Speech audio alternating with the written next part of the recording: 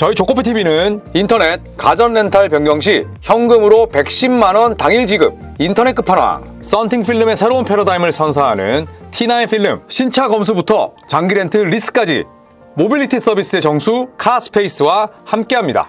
아직도 모르세요? 현금 지원금 110만원을 인터넷 끝판왕에서 지원해드립니다. 내가 내는 월 요금에 포함되어 있어서 안 받으면 나만 손해! 합리적인 요금 설계로 현금 지원금에 72만원 결합 할인까지 놓치지 마세요. 약정이 남아있어도 상관없습니다. 저희 구독자분들을 위해서 인터넷 끝판왕과 상담만 해도 스타벅스 커피 쿠폰을 쏩니다. 혹시나 현금 사은품을 더 주는 곳이 있다면 차액 150%까지 보상한다고 하니까 이 좋은 기회를 놓치지 마십시오. 다른 곳 알아볼 필요가 전혀 없습니다. 1555-3312 365일 상시 상담 가능하니 빨리 전화하세요. 1555-3312 더보기 고정 댓글 링크도 꼭 확인 부탁드리겠습니다. 네, 반갑습니다 여러분. 즐거운 또 한 주가 시작됐습니다. 여러분들 NBA 재밌게 즐기고 계신가요? 네, 저희 조코피TV 투어 이번 주까지 이제 마감이 되니까 관심 있으신 분들 더 많이들 신청해 주십시오. 주말에 자모란트 이슈가 있었습니다. 자모란트 뭐 하면 가장 먼저 떠오르는 이미지가 뭔가요? 저는 멋진 덩커, 두 번째는 사고 뭉치, 이렇게 두 가지 이미지가 떠오르는데 자모란트의 언해피 각이 떴습니다. 지난 11월 1일 멤피스가 팀에 해가 되는 행위를 저지른 자모란트에게 한 경기 출전 정지 징계를 내렸습니다. 팀이 자체 징계를 내리는 건 사실 쉽지 않은데 모란트가 결국 팀에 해가 되는 행동을 했고요. 벌금 27만 달러, 그러니까 이거는 본인이 출장 정지를 받았기 때문에 받지 못하는 연봉입니다. 그리고 한 경기 출장 정지, 토론토 랩터스전에 결정했고 멤피스는 토론토에게 졌습니다. 자, 그렇다면 왜 현재 팀과 사이가 멀어졌을까요? 혹은 멀어져 보일까요? 우선 감독의 시스템에 대한 불만이 있습니다.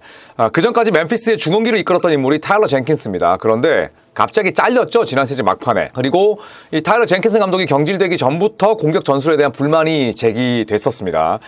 자신을 중심으로 한 공격 전술, 그러니까 헤비 픽앤롤. 모란트가 공 잡으면 자렌 잭슨 주니어, 산티 알다마, 잭 이디가 전부 다 스크린 걸러 오는 거예요. 요런 공격 전술로 다시 돌아가기를 원했었는데 하지만 그 결과는 28경기 11승 17패였습니다. 요거는 타일러 젠킨슨 감독이 있을 때였고, 그리고 나서 투마스 이살로 감독이 오고 멤피스는 5아웃, 그 다음에 오늘 제가 중계했던 마이애미처럼 스크린 없는 농구를 했어요. 이거는 이살로 감독의 철학이기도 했고, 네, 그 다음에 노아 라로시라는 인물이 이런 공격을 고안했습니다. 그래서 우리 스크린 세우지 말고 그냥 5아웃에서 드리블 돌파하고 모션 오펜스, 드리블 드라이브 모션 오펜스를 하자, 이렇게 이야기를 하면서 완전히 공격의 체질이 바뀌었습니다. 그런데 그 결과는 7승 12패예요.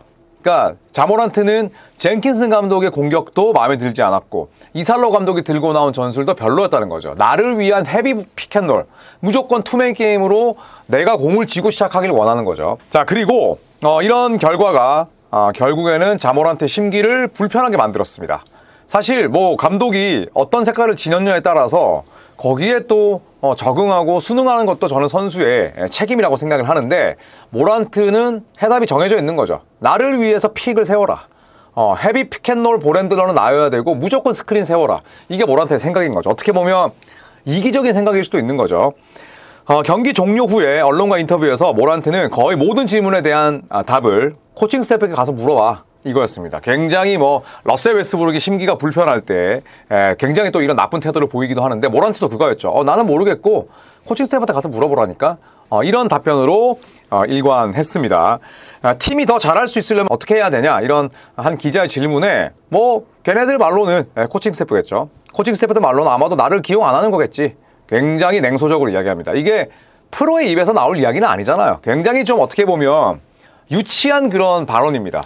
그런데 답변은 아마도 나를 기용 안 하는 걸걸, 상당히 시니컬하게 이야기를 했습니다. 자, 그리고 기분이 태도가 되면 안 되는데 11월 2일 레이커스전 타임아웃 당시에 모란트는 타임아웃을 귀담아 듣지 않고 있었고요. 즉 감독의 바뀐 플랜이나 작전 지시를 듣지 않았고 다른 선수들과 달리 멀찍이 떨어져 있었습니다. 서울 SK의 자밀원이도 그렇게 하잖아요. 네, 안 듣는다는 거죠. 이거는 대놓고 그냥 감독과 또 팀원들을 무시하는 행위입니다. 그랬기 때문에 결국 멤피스는 징계를 때린 거죠. 자, 이살로 감독이 자모란트의 멤피스를 새롭게 이끌고 있습니다만 코칭 스태프의 잘못이 없다고 볼 수는 없죠. 데스먼드 베인이 나갔다고 하더라도 지금 멤피스의 뭐 성적, 경기 내용이 저는 익스큐즈 된다고 생각하진 않습니다. 코칭 스태프의 잘못도 있긴 합니다만 모란트는 멤피스를 대표하는 프랜차이즈 스타입니다.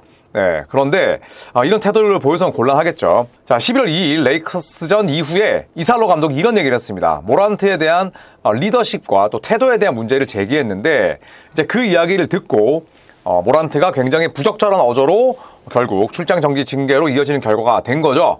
타임아웃 때 멀리 떨어져 있었던 것도 문제지만 가서 코칭 스태프에게 물어보세요. 걔네들 뭐 나를 기용 안 하는 거겠죠. 이런 이야기가 결국에는 징계로 이어진 셈입니다. 자, 모란트의 레이커스전 기록 야투 성공률 21.4%, 야투 14개 중에 11개를 놓쳤고요. 그리고 8득점에 머물렀습니다. 저도 이제 이 경기를 컨덴스드 게임으로 리그 패스로 봤는데 더럽게 성의 없게 하더라고요. 진짜로 뭐 돌파도 잘 안 하고 패스도 그냥 주고 볼 없는 컷인 안 가져가고 그 다음에 컷인하고 나서 뭐 잡을 수 있는 그런 루즈볼들도 놓치고 놓쳤다기보다는 일부러 잡지 않고 거의 태업에 가까운 플레이였습니다. 미국 현지에서도 블레이크 그리핀 같은 경우에도 뭐 디트로이트 시절에 태업 논란이 있긴 했습니다만 그리핀이 굉장히 강하게 질책을 했어요. 모란트 이런 플레이 해서는 안 된다. 그런데 거의 태업성에 가까운 플레이였습니다. 한 경기 출장 정지로 끝나는 게 아니라 모란트의 이런 태업이 빈스 카터나 혹은 지미 버틀러 시절처럼 이어진다면 빠르게 멤피스는 아마 트레이드 카드를 만지작거리겠죠. 자, 모란트의 최근 5경기 야투 성공률을 한번 살펴보면 자, 마이애미전에서는 필드골이 26.6%였고요. 그리고 인디애나전은 35.7%, 그리고 골든스테이트전에서는 34.8%, 3점은 이 3경기에서 12개 던져서 제로였습니다. 그리고 피닉스전에서는 52.6%로 반등했습니다만 레이커스전 14개 중에 11개를 놓쳤습니다. 올 시즌에 이 자모란트의 평균 기록은 20.8득점인데 야투 성공률이 40.6%, 커리어 로우고요. 3점이 15.6%입니다. 커리어가 31.3%, 3점이 좋지 않은 선수인데 3점이 15.6%, 완전히 뭐 낙제점 수준이고요.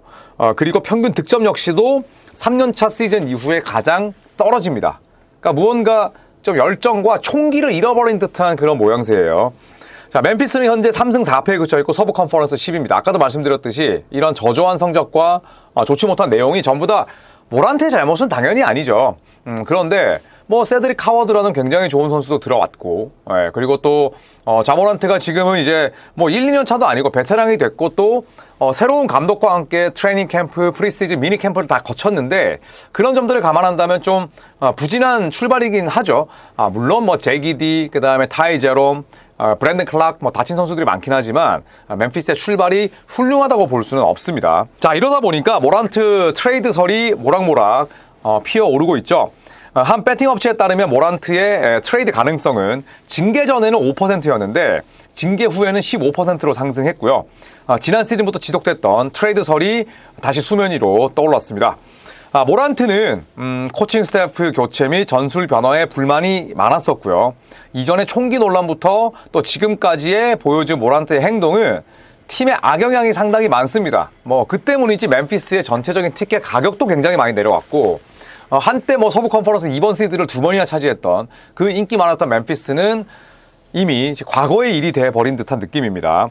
자, 지난 오프시즌에 모란트의 다음 팀 배당률을 살펴보면 최근에 나온 건 아니고요. 현재 쌈주의 보도에 따르면 또 대부분의 팀들이 모란트와 멤피스의 관계를 주시하고 있다고 하는데 자, 물론 모란트의 뭐 실력은 의심할 여지가 없지만 다루기 어려운 선수고 약점이 분명하잖아요. 슈팅이라는. 물론 자유투는 잘 넣지만 그럼에도 불구하고 모란트급 되는 선수가 시즌 도중에 나오면 여러 팀들이 달려들 수밖에 없고 소문에 귀를 기울일 수밖에 없습니다. 지난 오프시즌 모란트의 다음 팀 배당률은 토론토가 제일 확률이 높았고요. 그 다음이 세크라멘토, 브루클린, 마이애미, 여기에 휴스턴, 뉴올리언스, 그리고 클리퍼스, 레이커스였는데 일단은 뭐 토론토, 세크라멘토 뭐 그 어떤 팀들도 지난 오프시즌만큼 확률이 높아 보이진 않습니다. 다만 만약에 멤피스가 모란트를 내놓는다면 기본적으로 1라운드 픽 뭐 3장 정도는 깔고 가겠죠. 그랬을 때 과연 온오프 코트에서 굉장히 문제가 많은 모란트를 과연 그런 리스크를 감내하고 영입할지는 또 의문이죠. 자, 모란트는 악동의 길로 완전히 들어서는 걸까요? 상당히 그럴 가능성이 높아 보입니다. 자, NBA 데뷔 후에 출전 경기를 보면 물론 드래프트 동기인 자이언보다는 양반이죠. 그런데 2019-20 시즌에 67경기 뛴 이후에 단 한 번도 모란트는 65경기 이상 뛴 적이 없습니다. 출석률이 자이언보다 낮을 뿐이지 저조하다는 거죠. 물론 경기 도중에 하이플라이어다 보니까 다치는 경우도 많지만 기본적으로 워크 에틱이 좋지 않습니다. 총기 사고 똑같은 총기 스캔들이 2번이나 있었던 걸 보면 머리도 나쁜 거죠. 2년차 때 63경기 뛰었습니다.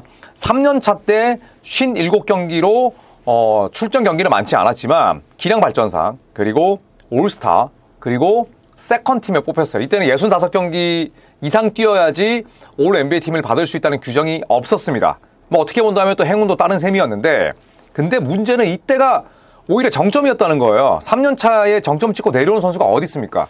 근데 모란트는 이런저런 이유로 계속 경기 빠졌고 2022-23 시즌은 61경기 뛰면서 올스타에 뽑혔습니다만 23-24 시즌 9경기 출전에 그쳤고 그리고 24-25 시즌 50경기 23-24 시즌은 뭐 총기 스캔들이 있었던 때고 지난 시즌도 뭐 갖가지 부상에 시달리면서 겨우 신경기 채웠습니다. 자, 이때까지 올 시즌 제외하면 모란트가 6년을 뛰었어요. 6년 동안 출전 경기가 307경기입니다. 그러면 평균 내보면 한 시즌에 50경기 뛰는 선수예요. 그러니까 한 40%는 빠지는 선수라는 겁니다. 그 정도로 뭐 워크에틱도 안 좋은데 감독과도 대립하고 굉장히 유치하게 인터뷰하는 걸 보면 멤피스도 모란트 슬슬 포기하는 각을 잡지 않을까 개인적으로 생각을 합니다. 저는 뭐 모란트의 태업 여부는 조금 더 지켜봐야 된다고 생각을 해요. 그런데 블레이크 그리핀이 예전에 디트로이트 시절에 몸살인다고 덩크 안 찍었다가 브루클린 가자마자 덩크 찍어서 디트로이트 팬들이 굉장히 화를 많이 냈었죠. 왜냐하면 덩크를 찍기 위해서는 그만큼의 뭐 에너지 소모도 필요하고 그리고 또 뭐 체력도 당연히 요하는데 물론 저는 이 기록을 블레이크 그리핀과 같다는 가정하에 찾아본 건 아닙니다만 이 자모란트가 굉장히 덩크가 많은 선수잖아요. 포인트 가드 가운데는 거의 최상급인데 통산 덩크가 현재까지 313게임을 뛰었는데 232개였어요. 그러니까 경기당 하나는 아니지만 정말 뭐 3경기에 한 2번 정도는 보여주는 그런 덩커인데 올 시즌 현재는 6경기에서 덩크가 하나밖에 없습니다. 물론 샘플이 상당히 적지만 만약에 모란트가 징계를 받고 돌아올 다음 경기 때도 성의 없는 플레이로 일관한다면 이런 뭐 덩크 개수도 충분히 또 도마 위에 오를 수 있습니다. 그런 여지를 주지 않기 위해서는 모란트가 멤피스에서 팀 내에 미래가 어떻게 진행되던 간에 어떤 미래가 그려지던 간에 최선을 다해야겠죠.